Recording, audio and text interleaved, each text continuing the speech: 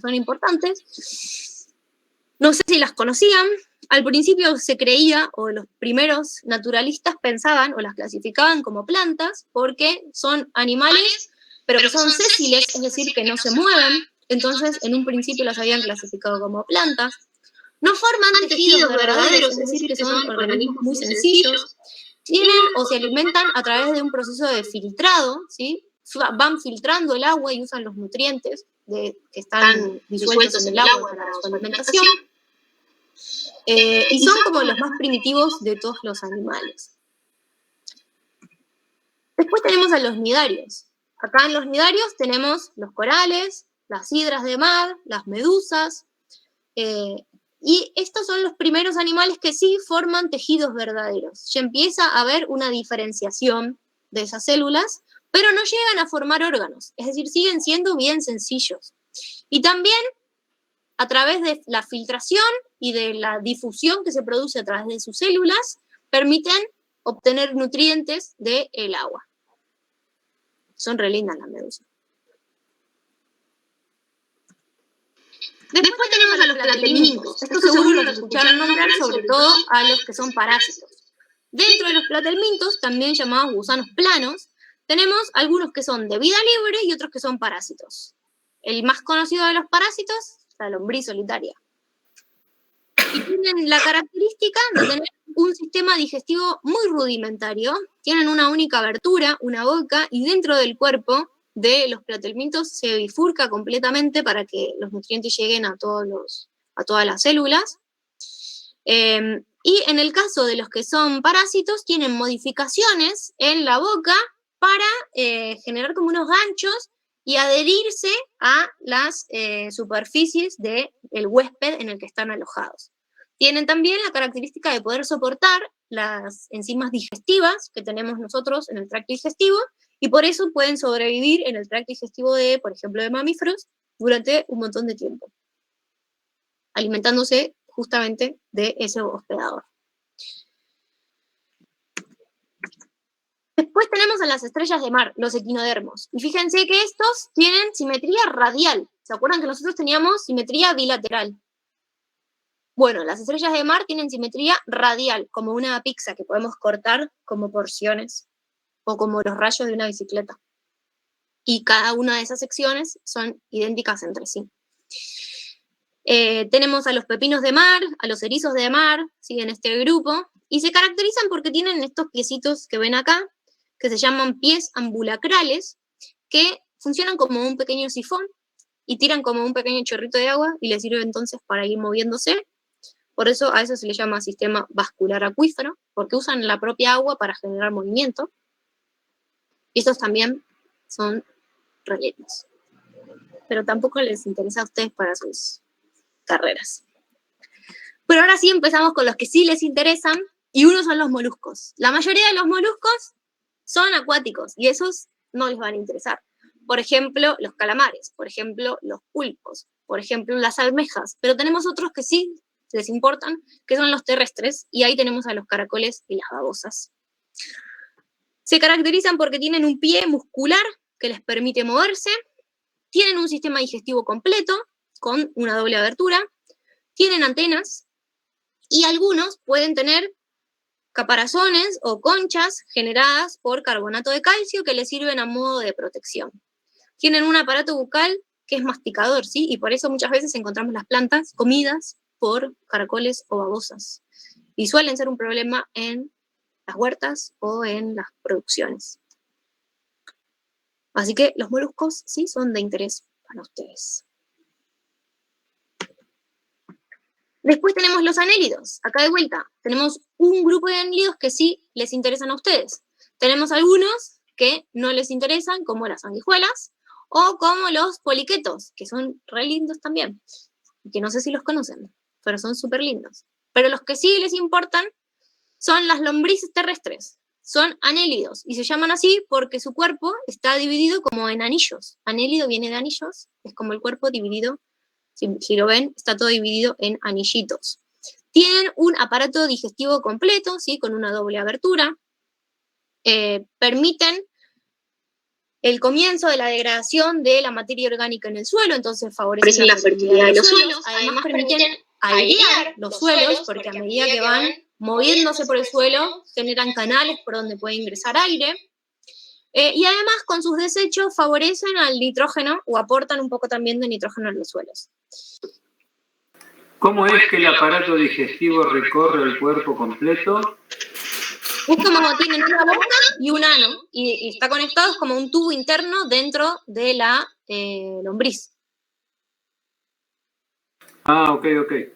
Acá Lourdes pregunta, ¿en caso de no tener abertura, el aparato digestivo sería incompleto? Sí, incompleto o rudimentario, suele decirse también. Como tenían las tenias, que les mostré antes, los platelmintos.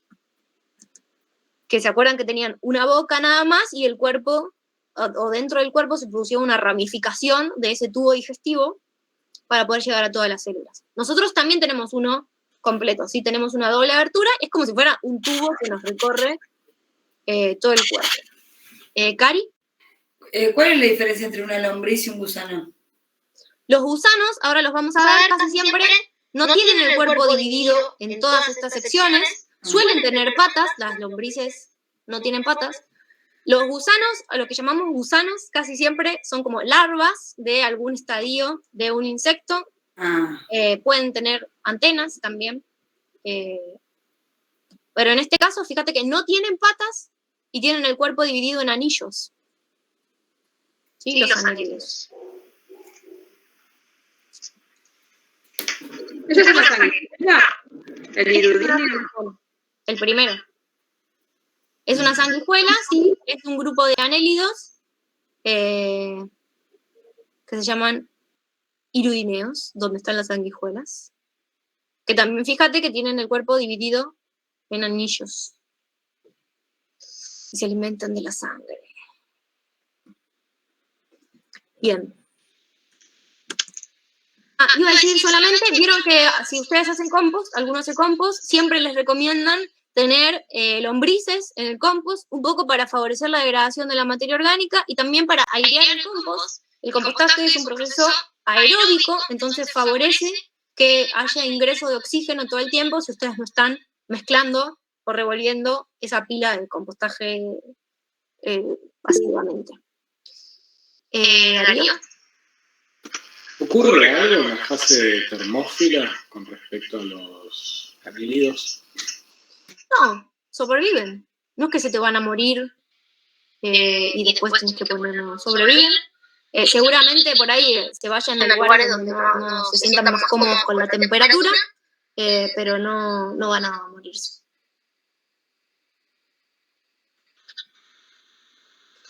Bien. Siguiente grupo, también importante para ustedes, los nematodos. ¿Escucharon hablar de los nematodos o nematodes?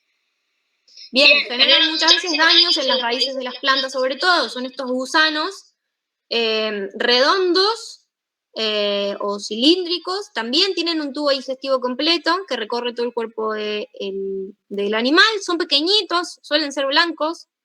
Y como dijimos, se alimentan muchas veces de las raíces de las plantas. Y eso genera lesiones en las plantas.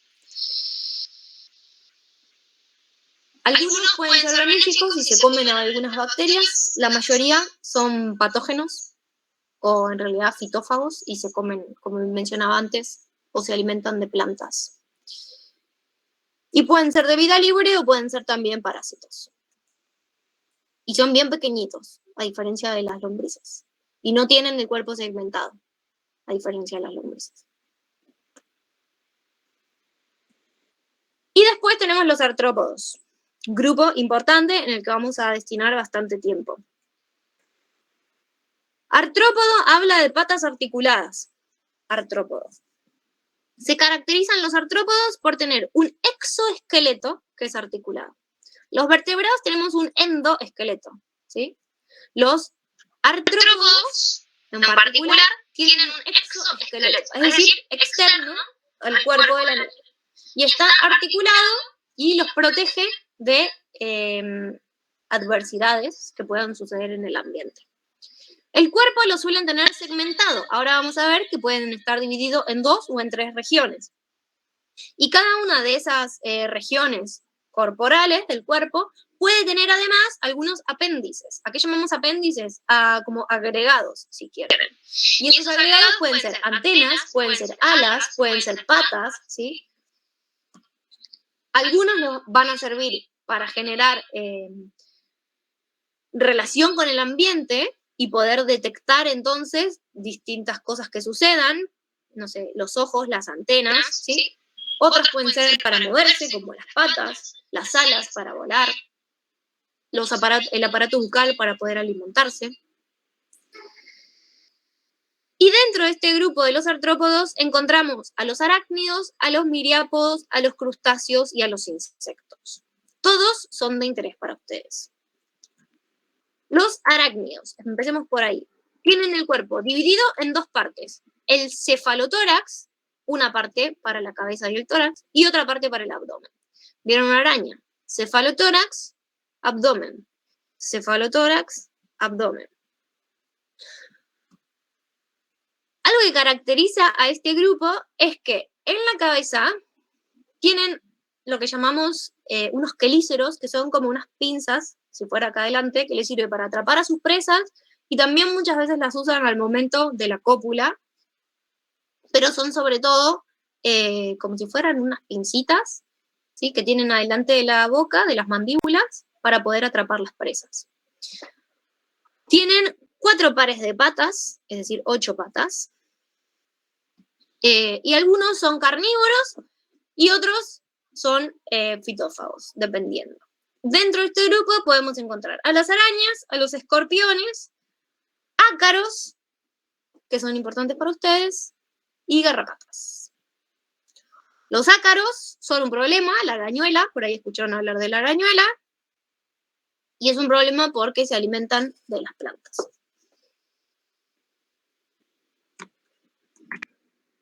Después tenemos a los artrópodos, también importantes. Los miriápodos. Dentro de los miriápodos encontramos a los 100 pies y a los 1000 pies.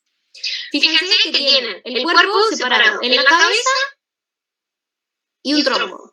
Y el tronco está separado en un montón de segmentos. Cada uno de estos segmentos puede tener un par de patas o 2 pares de patas. Si cada segmento tiene un par de patas, decimos que es un 100 pies, y son carnívoros habitualmente, se alimentan de otros insectos. Y si en cada segmento tiene 2 pares de patas, como ven acá, es un miriápodo o un 1000 pies. Y estos son herbívoros. Tienen antenitas también. Y muchas veces están vinculados con la degradación de materia orgánica. ¿Darío? Estos 100 pies que son carnívoros, ¿pueden ser de control también benéfico? Sí, pueden ser. Habría que ver como cuán específicos son. No soy experta en 100 pies, pero sí pueden llegar a utilizarse, o podrías llegar a utilizarlos para que se coman a una especie que está funcionando como plaga. Y los miriápodos, que son herbívoros, ¿qué comen de las plantas? Suelen estar en el suelo, así que se alimentan de raíces y también de muchas veces de materia muerta. Por eso dije que también participaban algunos en la descomposición de algunas moléculas orgánicas. Después tenemos a los crustáceos, también importantes para ustedes. Aunque la mayoría son acuáticos y no nos interesan, hay algunos que son terrestres. ¿Quiénes son los terrestres? El bicho bolita y las cochinillas de la humedad. Creo que son los únicos 2 que existen. Diferencias entre el bicho bolita y la cochinilla de la humedad: por un lado el tamaño, la cochinilla es un poquito más grande. Y segundo, que el bicho bolita se hace bolita y la cochinilla de la humedad no se hace bolita. También son fitófagos, también se alimentan de raíces, y además también funcionan como, igual que los miriápodos, para poder hacer degradación o descomponer algunas moléculas orgánicas. El resto, que son acuáticos, muchos no nos interesan. Tienen un montón de patas estos, tienen algunas patas que salen del abdomen y otras que salen del tórax, y tienen antenitas también. ¿Cari? Si tenés que poner, digo, agruparlos, los tomás en una cadena trófica, por ejemplo. ¿Lo tomás como si fuera un descomponedor? Podés ubicarlo como descomponedor, sí.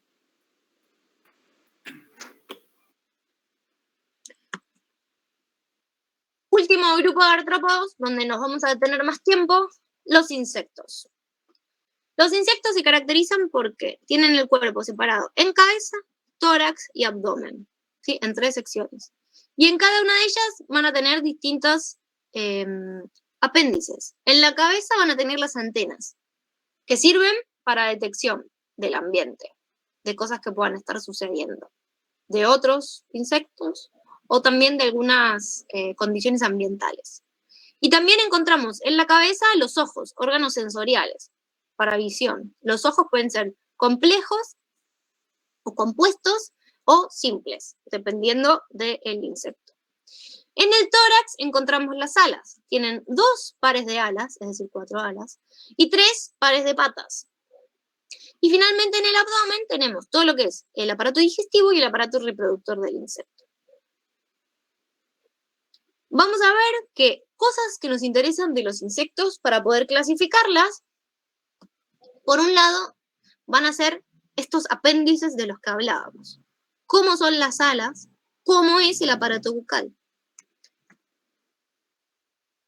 Y vamos a ver que a lo largo de la vida esos aparatos bucales y esas alas pueden cambiar. Hay algunos insectos que... Los insectos nacen de huevos, todos. Pero algunos, los que llamamos de metamorfosis incompleta, cuando eclosiona el huevo, lo que sale de ahí es como si fuera un mini insecto, muy parecido al adulto. Tiene la misma forma, pero chiquitito. La diferencia es que por ahí todavía no puede volar y todavía no se puede reproducir. Pero es como un insecto miniatura. A veces puede tener otros colores. Por ejemplo, las chinches. Por ejemplo, las cucarachas. Cuando eclosiona el huevo, no sé si tuvieron una invasión de cucarachas alguna vez. Una invasión de... Lamentablemente sí. Lamentablemente sí. Una cucaracha bebé es una cucaracha miniatura. Y la Pero reconocen. murieron todas, ¿eh? ¿Cómo? Murieron todas. Bien. Destrucción, muerte de las cucarachas. Odio las cucarachas. Bueno. La llamamos metamorfosis incompleta. A ese insecto miniatura que nace lo llamamos ninfa. Entonces, del huevo eclosiona una ninfa, un insecto miniatura. Esa ninfa va a crecer, va a pasar por distintos estadios de crecimiento y luego se va a transformar en un adulto. Pero tengo 3 fases o etapas de desarrollo: huevo, ninfa y adulto. Y dentro del, por ejemplo, del estadio de ninfa, puede crecer en tamaño esa ninfa hasta luego transformarse en un adulto. Pero tiene siempre la misma pinta, el mismo tipo de aparato bucal, el mismo tipo de alas, todo exactamente igual. Cuando hablemos este tipo de metamorfosis, la llamamos metamorfosis incompleta. Y llamamos metamorfosis completa cuando en el desarrollo, en la vida de ese individuo, encontramos en vez de 3 estadios, 4 estadios. Y acá tenemos algunos de esos gusanos por ahí que mencionabas vos antes, Cari. Cuando de un huevo eclosiona y aparece un gusano que llamamos larva. Esa larva va a crecer en tamaño a través de distintos estadios hasta estar lo suficientemente grande para transformarse en una pupa. En el caso de las mariposas, que seguramente es el que más conocen, a esa pupa la llaman muchos crisálidas. Dentro de la crisálida, lo que empiezan a ocurrir son un montón de cambios a esta larva para que cuando salga de esa pupa aparezca un adulto que es completamente diferente a quien entró a esa pupa. Entró un gusano, una larva, que tiene un aparato bucal masticador, es decir, se alimenta masticando distintas hojas o tallos frescos, demás. Tiene patitas y tiene esa pinta típica de gusano, como el de las moscas, como el de los escarabajos, como el de, no sé, un montón. Cuando se transforma en pupa, va a estar en este estadio de pupa hasta que se abra y lo que va a emerger de ahí es un adulto que ahora es alado, está apto para reproducirse, tiene un aparato bucal completamente diferente al masticador que ingresó en este momento, o puede ser diferente al que inició en este momento, pero fíjense que pasa por 4 etapas en su vida que son completamente distintas una de la otra. A esto lo llamamos metamorfosis completa y los estadios que involucra son huevo, larva, pupa y adulto. Metamorfosis completa, huevo, larva, pupa, adulto. Metamorfosis incompleta, huevo, ninfa, adulto. 3 versus 4. La ninfa igual al adulto pero pequeñito. La larva completamente distinta, la pupa, el adulto completamente distinto. ¿Dudas? ¿Metamorfosis de insectos? ¿De qué se alimenta la mariposa, o sea, adulta, no? La mariposa adulta tiene un aparato bucal que se llama espiritrompa, que es, imagínate, como la trompa de un elefante, que se puede enrollar sobre sí misma para cuando la tiene que tener guardada. Y se alimenta del néctar de las flores. Entonces, ok. necesita como estirar la espiritrompa para poder alcanzar el néctar de las flores y alimentarse del néctar de las flores. Y también... ¿Cómo? ¿Poliniza? También funciona como polinizador porque en ese momento, al ir a la flor para poder alimentarse, en las patas le quedan muchas veces granos de polen que cuando va a otra flor los traslada y los puede dejar depositados en el estigma de la otra flor. Permite la polinización cruzada entre plantas de la misma especie. Bien. Entonces tenemos esos 2 tipos de metamorfosis. Y otra cosa que nos sirve, además del tipo de metamorfosis para poder clasificar a los insectos, es el aparato bucal que lo estuve mencionando. El aparato bucal, como básico o clásico, es el masticador. Y que sirve, como dije antes, para masticar. Es como una boca que sirve para masticar. Por ejemplo, en los escarabajos, la vaquita de San Antonio, ¿sí? O las larvas, como mencionábamos recién. Pero este aparato bucal masticador, a lo largo de la evolución, generó algunas modificaciones en algunos grupos puntuales de insectos. Entonces, hay algunos insectos que tienen un aparato bucal que es picador-chupador, como las chinches. Tienen un pinche que pica y chupa. Pica para poder llegar al floema de donde están los azúcares de la planta y succiona el floema, los azúcares que están o que van recorriendo el floema de esa planta. Entonces a eso lo llamamos picador-chupador. Tenemos otros que son cortadores-chupadores. ¿Sí? Cortan la superficie en vez de pincharla y chupar, cortan y chupan. Otros que son masticador-lamedor, ¿sí? Que lo que hacen es ir masticando y en vez de tragarse eso lo van como chupeteando.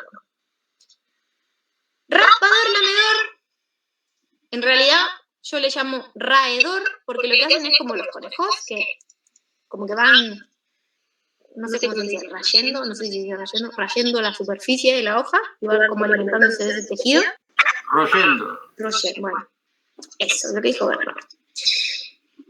Y finalmente el chupador, como las mariposas, que no genera lesión en el tejido, sino que simplemente succiona. Son un montón. En la vida tienen un montón. Según el autor que lean, van a ver que hay distintos nomenclaturas, ¿sí? Picador, chupador, cortador, chupador, lamedor, masticador, lamedor, ¿sí? No me voy a meter tanto en detalle, pero sí saber estas pequeñas diferencias. Unas perforan y succionan porque tienen un aparato bucal picador, como un mosquito. Pican, lesionan el tejido y succionan. Otros no lesionan el tejido y chupan simplemente. Otros raen, otros mastican. Y otros lamen sin lesionar tampoco el tejido. O por ahí lo lesionan un poco para chupar lo que hay adentro, pero no picando con los dientes. Sí, fíjense, estas son las que creo que están en la guía. Por ahí en la guía tienen más. ¿Sí? Acá tenemos masticador, chupador, que es la de la mariposa. Esta es la espiritrompa que les decía, como la trompa del elefante que se enrosca sobre sí misma. Se estira para poder alcanzar después el néctar de las flores, para poder ingresar a las flores. Masticador lamedor, ¿sí? Mastica y con esto es como una lengua que va lambeteando y agarrando como el alimento. Y picador chupador, pica y succiona desde ahí.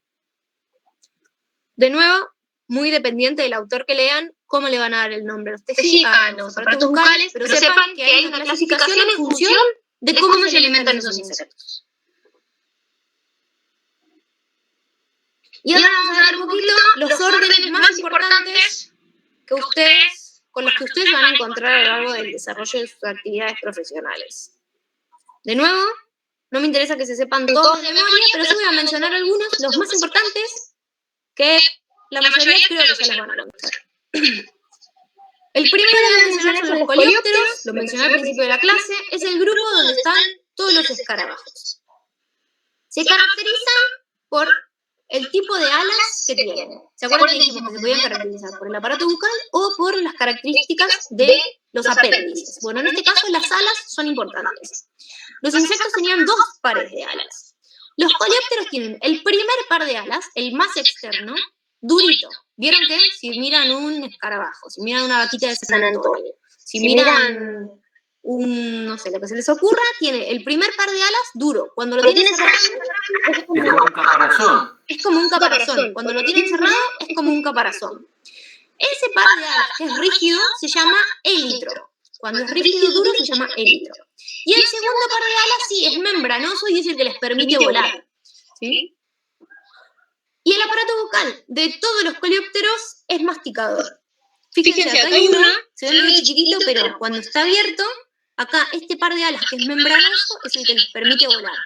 Después pliegan estas alitas, las guardan y por sobre esas alas están las otras que cuando se cierran funcionan como caparazoncito, ¿no? Para proteger a esas alas membranosas que son las que les permiten el vuelo. ¿Vieron alguna vez una vaquita de San Antonio volando? O que se les posa, no sé, en una mano, que les camina. Cuando empiezan o se van a salir a volar, primero abren las dos alitas que son más duras, las que son los élitros, y después sacan las alas membranosas y salen a volar. Después tenemos los lepidópteros, también los mencionamos, las mariposas. Encontramos a las mariposas diurnas, que son las coloridas, las llamativas que vemos habitualmente durante el día, y a las polillas, que también son llamadas mariposas nocturnas, que suelen tener colores más pardos, en general, menos llamativos, y suelen ser de mayor tamaño. No sé si vieron alguna vez así de esas grandes, son súper lindas. Y tienen la característica, no sé si tocaron alguna vez una mariposa, pero cuando las tocan, les quedan como que les lastiman las alas, porque las alas Polvillo. tienen como escamas las alas, son escamosas, ¿sí? Entonces, cuando las tocan, están lesionando esas alas, entonces intenten no tocarlas de las alas, porque se lastiman. Y el aparato bucal, como mencioné antes, es la espiritrompa. Bien. ¿Hernán? ¿Cuál sería la función de los colores de las alas de las mariposas, por ejemplo, esos colores y figuras lindas que tienen? Muchas veces, viste que algunos como simulan ojos o cosas así, es para alejar o espantar a algún predador que pueda, tipo un ave o qué sé yo, porque simulan como que las camuflan y evitan ser comidas por sus predadores. Algunas, otras, no sé, tiene que ver por ahí con cómo se camuflan en el ambiente particular donde fueron evolucionando, pero muchas sí tienen que ver con eso, con protección frente a predadores, y muchos animales tienen esa estrategia de simular ojos mucho más grandes para que desde la altura un ave, por ejemplo, piense que hay un animal de mayor tamaño, envergadura, y entonces no lo vaya a cazar. Bien. Después tenemos los dípteros. En los dípteros encontramos a las moscas y los mosquitos. Y se llaman así porque tienen un par de alas, membranoso, que son los que usan para volar, y el segundo par de alas lo tienen modificado en esto que ven acá, que se llaman balancines, que les permite como equilibrar el vuelo y les dan mayor estabilidad. Dijimos que el aparato bucal era diferente en las moscas y los mosquitos. En la mosca es más chupador o lamedor, y en los mosquitos sí es picador. Lesionan el tejido y succionan. Pero característica, los balancines. Un par de alas transformado en balancines, un par de alas membranosos para volar. Son como contrapesos o algo así, ¿no? Exacto, sí. Les permiten como hacer giros como más violentos y esas cosas, y que no pierdan el equilibrio durante el vuelo.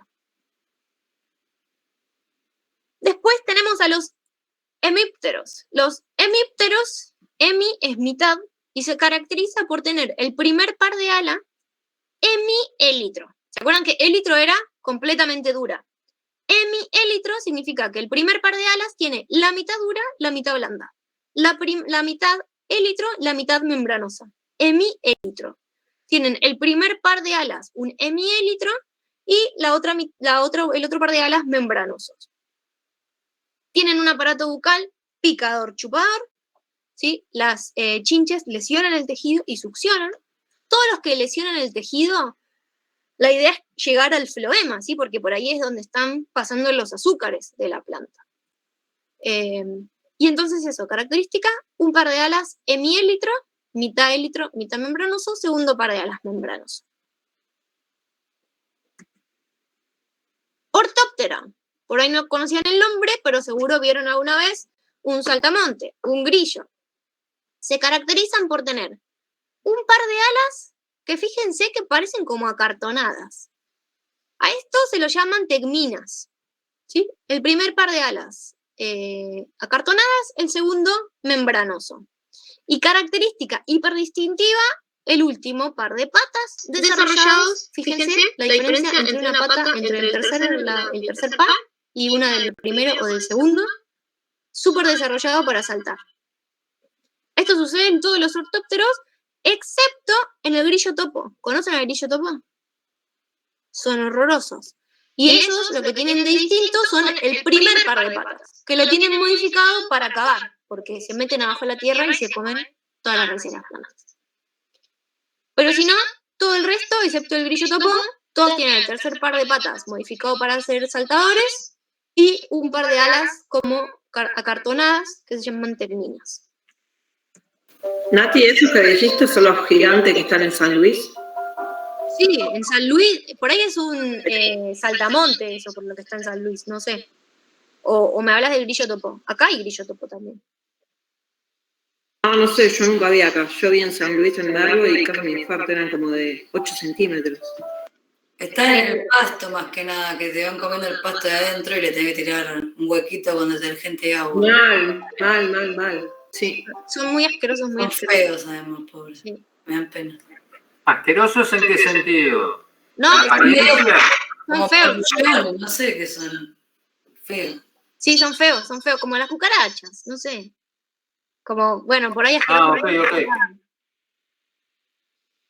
Por ahí asqueroso está mal para una profesora de biología que diga que es asqueroso un bicho, no sé si está bien, pero para Natalia son asquerosos. Para la profesora de biología. ¿Repulsivos? Sí, no, son feos, pobres. Ojalá nunca. No son agraciados, digamos. No. Más con más propiedad, ¿no? No son están agraciados para resultar. Están en el top 5 de animales. No, tal cual. O sea que si se presentan a dar un examen de biología, perdieron. No, yo evalúo conocimiento. Pero pobres, le voy a decir como. Ay, bueno, pobres los grillos topos son fuleros. Bueno, siguiente grupo, siguiente orden de insectos, tenemos los himenópteros. Himenópteros también conocidos porque acá tenemos a las abejas, a las hormigas y a las avispas. Y acá tenemos un poco de variedad, porque algunos de estas especies que tenemos acá adentro pueden no presentar alas. Por ejemplo, algunas hormigas. Algunas hormigas son voladoras, otras no tienen alas, por ejemplo. Pero las hormigas voladoras son voladoras en cierta etapa, ¿verdad? No, casi siempre tenés algunas, porque tienen como el trabajo dividido, entonces se especializan en hacer distintas cosas. Algunas van a buscar alimento, otras protegen el hormiguero, otras son voladoras y entonces van a funcionar como unos soldaditos para proteger al hormiguero. Tienen como distintas funciones y distintos fenotipos, es decir, distintos aspectos en función de la función que cumplan en el hormiguero. Entonces, algunas pueden no tener alas. Si tienen alas, tienen ambos pares de alas membranosos, como las abejas, como las avispas. El aparato bucal también puede ser un poco distinto. Puede ser masticador, como las hormigas, para cortar y poder llevar. Saben que las hormigas no se alimentan de plantas, ¿no? No de un hongo. Sí, de un hongo. De un hongo, perfecto. Entonces cortan el alimento vegetal y lo llevan para que con eso poder propagar el hongo del que sí se alimentan. Masticador en ese caso, en el caso de las abejas y avispas, chupador o lamedor. ¿Por qué las hormigas cuando les pones arroz, viste que lo llevan como al nido y mueren? Esto que decía el hongo. No, pero no sé el arroz que les hace. Yo sabía con el hongo, ¿viste el hongo que crece en las naranjas? Que crece como un hongo verde. Si vos haces como un juguito de ese hongo verde y le tirás el juguito del hongo verde, eso sirve para atacar al hongo o mata el hongo del que se alimentan las hormigas. Ah, mirá. No sabía lo del arroz. Lo del arroz lo probé también y porque alguien me había dicho en algún momento que era como que se lo llevan y se honguea eso, digamos. Se debe inflar con el agua, no sé qué pasará y mueren. Pero bueno, no se puede. Ahí, mira, Lourdes se dice que se hinchan y mueren con el fermento del arroz, pero no es verdad, dice Lourdes. ¿Bernardo? Y el hongo que, o sea, tal vez no todas las hormigas generan el mismo hongo, pero lo generan a partir de qué? No lo generan. Cuando se produce un nuevo hormiguero, primero va una hormiga y se lleva un pedacito del hongo original de que había como un inóculo y lo empiezan a hacer crecer ahí. Lo clonan. Lo clonan. Como una masa madre. Exacto, se llevan como una masa madre de hongo y empiezan a hacerlo fermentar al crecer. Como Karina que clona las plantitas. Ah, bueno, no sé qué hace Cari, pero... En el laboratorio. Pensé que alguno tenía como un emprendimiento de venta de plantas. Pero no, sí, claro, es como eso, es una replicación de ese hongo. Bueno, sí, pero no se puede decir. Bueno, pero por ahí hacemos propaganda entre nosotros y te generamos un negocio también, acá entre los compañeros. Bueno, se puede. Hay que aprovechar. Bueno, entonces, se llevan un inóculo y inician en el nuevo hormiguero a alimentar ese hongo para que ese hongo se reproduzca. Y muchas veces algunos mecanismos de control de las hormigas tienen que ver con intentar matar ese hongo. Lo del arroz no me lo sabía, pero puede ser como dice Lourdes. Y si no, eso, se usan otros hongos que sean antagonistas del hongo del que se alimentan las hormigas. Como el de las naranjas, que no me acuerdo el nombre ahora, pero es ese verde que crece en las naranjas. Bien, último orden de insectos que vamos a ver, los tisanópteros, tal vez los escucharon nombrar, son los thrips.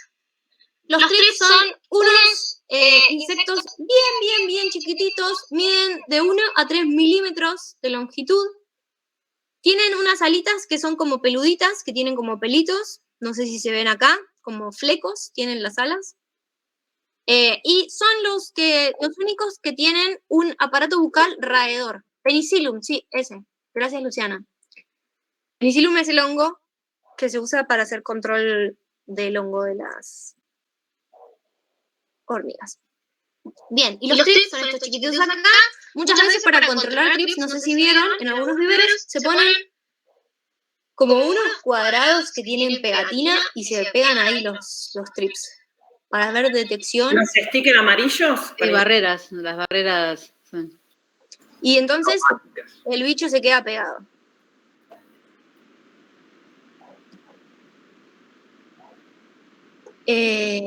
¿Dudas?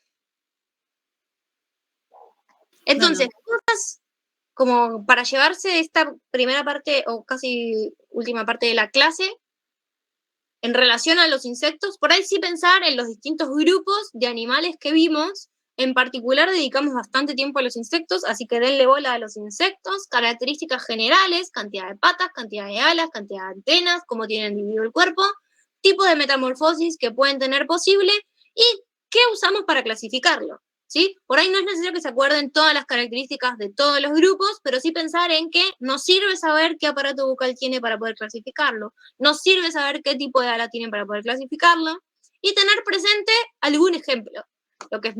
Los más conocidos que mencioné, Coleóptero, Lepidóptero, ¿sí? Un Himenóptero, ¿sí? Que son conocidos por todos nosotros, y solo pensar en bueno, a ver cómo es una mariposa, y pienso, ¿cómo es un escarabajo?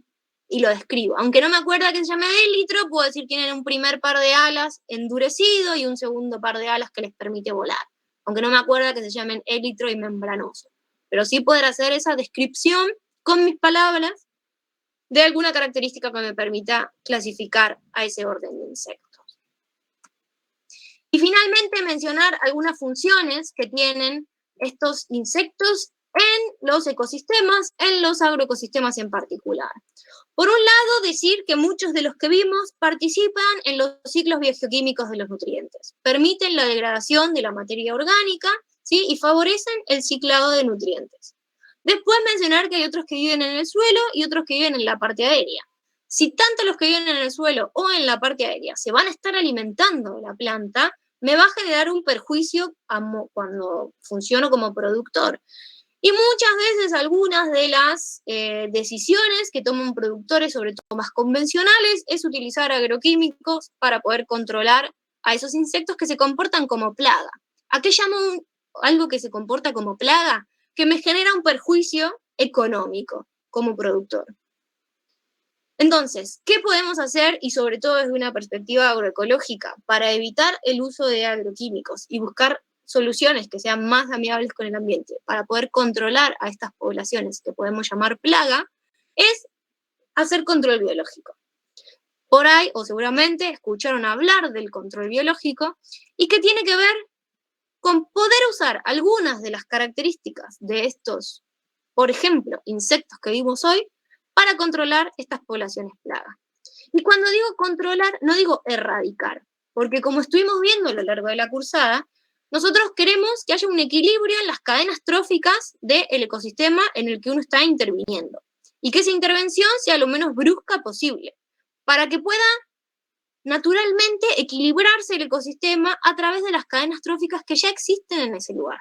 Es decir, voy a querer usar al enemigo natural de lo que me está generando una plaga para poder controlar esa población. No eliminarla por completa, sino que disminuya la abundancia relativa de esa especie